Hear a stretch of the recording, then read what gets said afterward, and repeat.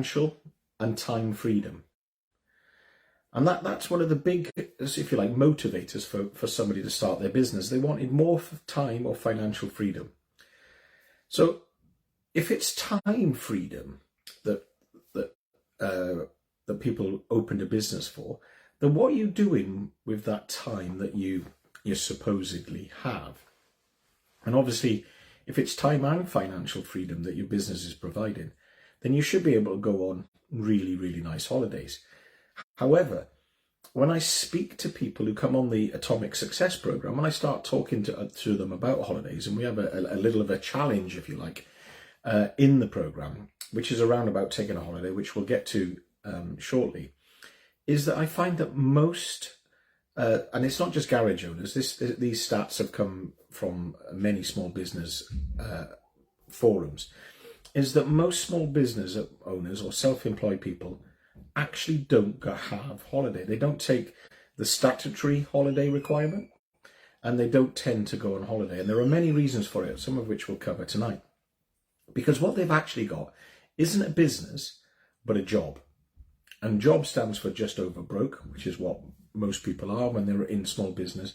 But it's also a job that nobody wants, because it's a job that you couldn't pay someone to do. If you actually wrote down the job description of a small business owner and everything that the typical small business owner does, you couldn't pay someone enough money to do that job, working basically 24/7, 365, as if it's a badge of honor. And that's what tends to be the spirit, if you like, or the ethos, or even the culture around small business and being self-employed is, it's all down to me. It's only me. If I don't do it, no one will do it. And I've got to work all of the hours that God sends. But it isn't. And that shouldn't be what it's about. So that's sort of laying, if you like, the scene, if you're setting the scene for what we're talking about tonight. And it's why do we need to take holidays is the first thing. So holidays should be part of your plan for your business. You should include holidays. Holidays should have been there at the outset. So if you are a solopreneur, so you're a sole trader, and you're out there on your own, hats off to you. You're really giving it a go. And it's probably the hardest bit of being in business, is because it is all down to you. You don't have any staff. But do you think about your own health and well-being enough? Do you plan the breaks, the holidays, or are they forced on you by bank holidays? And then even then you carry on working. So there is an essential part of working life, even for the self-employed and the solopreneur or the sole trader. So if you're a business owner, you should be planning holidays. It's as simple as that.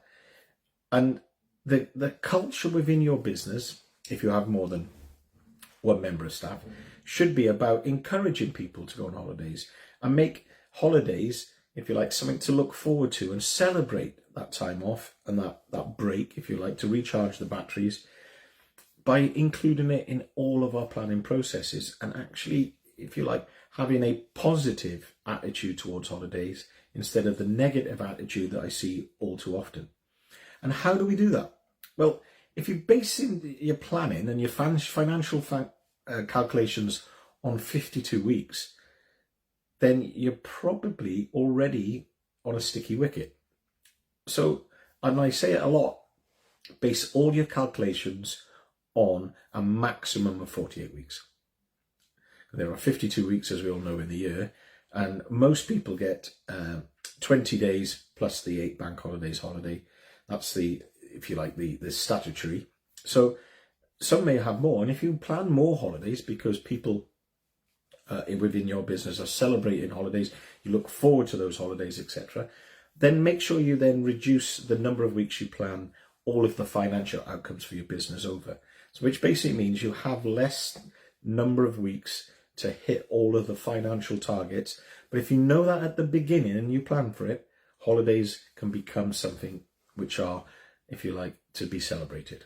And that's the first part. So make holidays part of the planning process. Make sure they're built into the plan, but also make sure your financial planning and everything you plan from that point on is based on a maximum of 48 weeks. And that makes a big difference because we're now allowing for holidays. Holidays are part of the plan, and that does make a difference. So what is a normal year then, working year for a normal person? And it's basically, if you think about it, if you do 5-day week times 52, it's going to be 260 days, minus 28, the statutory holidays, is 232 days to get everything done. So you've got 232 days to get everything done. So when you're doing your planning and you think about your 90-day blocks, if you bring it down that far, you've only, you haven't got many of these 90, in terms of 90 days, you haven't got many of them actually working, if you think about it. Now, when we talk about planning the year and the holidays, etc., somebody I know recently tried the 4-day working week to see if it would be more productive, which was a really brave thing to do, I think. And I think we'll see more of it. Post-COVID, people have kind of pressed a reset. And if you like, post-COVID, what's happened is people are, if you like, they're not as chained to their jobs. They don't want to be just about their work. And that should be the same for, or maybe that has been an attitude change with self-employed people and business owners. We've probably started to see that there is more to life than just the business. At least I hope we have, because it's being called the big reset, and for good reason. So if we can start to plan for a bit more flexible working, we may be able to please more of our staff, in terms of we might become a place that's more, if you like, attractive to work in, if our working conditions may suit the lifestyle of the people that we might be trying to employ, which is something to think about. So a while back, I used to work shifts, and I used to always think about the shift working idea as one that was a little bit, if you like, unfair on the staff. That's how I used to think about it, and me being one of those workers. But when I thought about it, and I've looked at it, and you do the maths, if I worked 4 on, 4 off, and I had 28 days leave to take, including the 4 offs that I got, yeah, and the business had 5 closure days a year, what I ended up working in that business was 166 days, which, although, and in this case it was 12-hour shifts, but that's a lot less than the 232. So even though it felt like the work program, if you like, was in the way of my life, because you found yourself working bank holidays and you found yourself working lots of weekends, because the way the cycles went around. When the shifts turned around, I had 8 days off instead of 2 blocks of 4. And if the way that panned out and the way that worked, I was actually working less than if you did a normal 5-day week over 52 weeks minus the 28, which was 232 days. And if you think about that, if you can make that work for your business, your staff will be actually working less, but you probably may get, I mean, that's surely the theory behind those shift patterns, was that the business was open 24/7. It was a HGV business, and they tend to work that sort of pattern. But the actual staff, even though you felt that you were there a lot, you were actually there less. So there are, if you like, alternatives to the status quo, the working Monday to Friday and Saturday mornings. It doesn't have to be like that. And that's all part of the planning, how you put together or construct your working week, your working year. It all comes down, include holidays in it. So that's the first thing. We've covered the planning. The next thing is, if you have staff, make sure there are rules, and they are clear rules about holidays. And that should be in their contract of employment. Now, if you're a very small business, micro businesses, which most of us are, we probably don't have anything too formal in the way of a holiday contract or anything actually discussed. You were probably told when you started, or you probably tell your staff when they started, that they are entitled to 20 days plus the bank holidays, or whatever it is that you've agreed. Yeah. So is that necessarily right? Is it right for everyone? Could we be doing something different? And then how do people, is there any limitations on when they take those holidays? So, for example, What are the rules on taking a sick day as a holiday in your business? Do you know? Do you have a rule? Should you have a rule? Yeah. Can you take holiday pay in lieu of leave in your business? If a member of staff comes up to you, and remember, whatever that decision is, you're setting a precedent. Because if the next member of staff asks the same thing, you've effectively got to say the same thing. Whether that suits the business circumstances at the time, you've probably made a rod for your own back. So there are businesses out there that can help you with HR matters and set up these contracts. But it's always nice to sort of talk to your staff about what it is that you're providing as a holiday benefit. Because does it have to be 20 days and 8 bank holidays? Do you have to not work the bank holidays? Could they work the bank holidays and have an alternative arrangement? Do you know? Do you have a policy in place? You need to know. The other one that's often discussed is how many days holiday can they carry over from this year to next year? And if they already have some carried over from 2 years ago, how long is it before they have to take the holidays they've carried over before they lose them? Or you have to pay them the cash money instead. We need to know that. As small business owners, we ought to have those policies laid down. Then, the next one, how many members of staff can be off on holiday at the same time? Can you have more than one off at the same time? Now, this one depends on the size of the business. I totally agree. Everyone thinking about that is thinking, oh God, maybe we haven't written this down. We haven't actually agreed this. But what if there was a wedding and it was abroad, and you're a small community garage, and 2 of the 3 members of staff are invited to the wedding?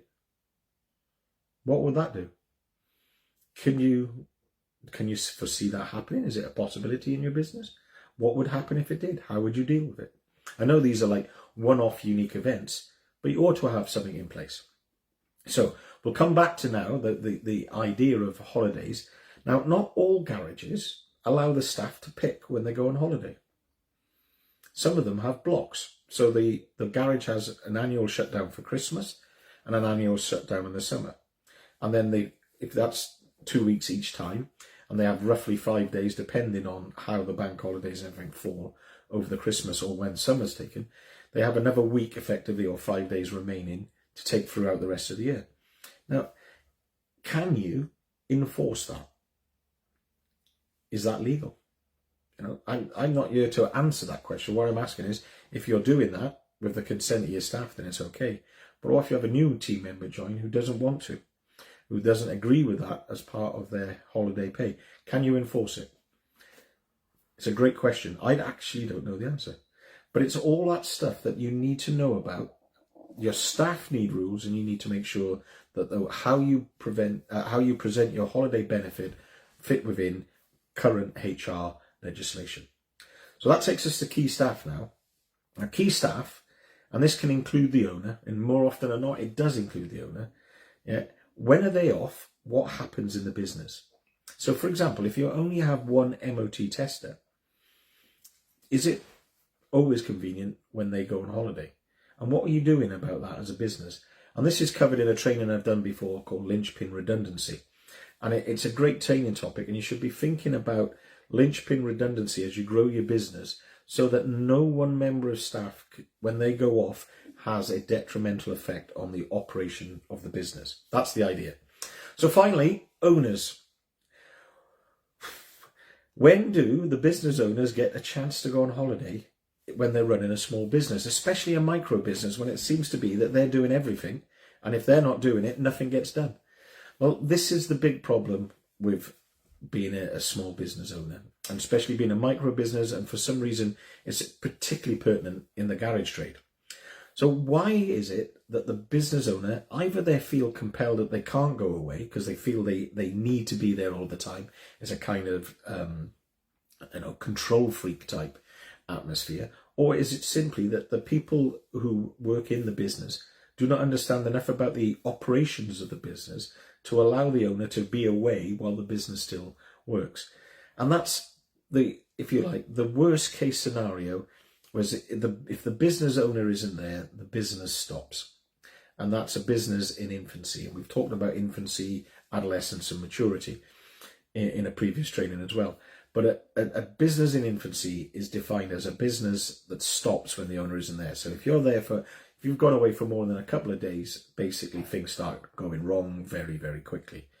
And the whole point of this and the idea of looking forward to holidays as the business owner is knowing that you've left your team with the right amount of training and the tools in place so that when you go away, they don't need to ring you, they don't need to be in touch with you, they can just get on with their own work with the minimum amount of fuss and the minimum amount of input from you. It's just another day, just that you're not there.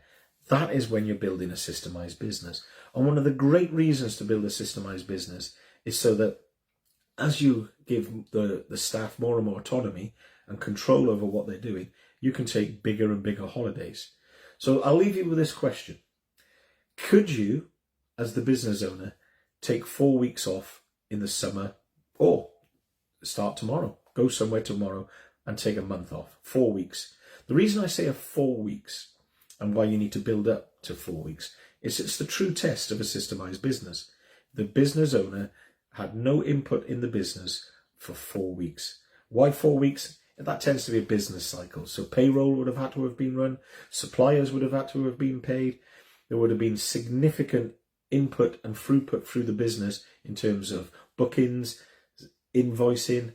Everything that the business does will have happened at least once in a 4 week period. And if the business owner can be away for 4 weeks or more, then you've cracked it in terms of building a systemized business. And part of the Atomic Success program, that is one of the challenges that you can choose to take on, is can you be away for 4 weeks? So before I go, and everyone's thinking, oh God, that's impossible. I once took a year out from my business, and I'm currently in the middle of another break, if you like, from the day-to-day operations of my business. I am no longer, if you like, tactical in my business. I still do a little bit of operations, but I'm mainly strategic. I don't actually go there day to day because I'm away doing something else at the moment. So you can see that it is possible to build a small business that continues to operate without the owner, as long as it's systemized. And that's when you can start to look forward to those great holidays, because you've got the time and financial freedom that you promised yourself when you set up in business. If you've got any questions, send me a message in the direct messenger or send me an email. You can get in touch with me in a number of ways. If nobody's got any more questions, or if you'd like to know more about the Atomic Success Program, just go to www.atomicsuccess.co.uk. The homepage is there. You can book a call with me on there. If that's it, I hope you all have a pleasant evening, and I hope to see you all soon at an event at some point this year. Take care and be careful out there. Bye-bye.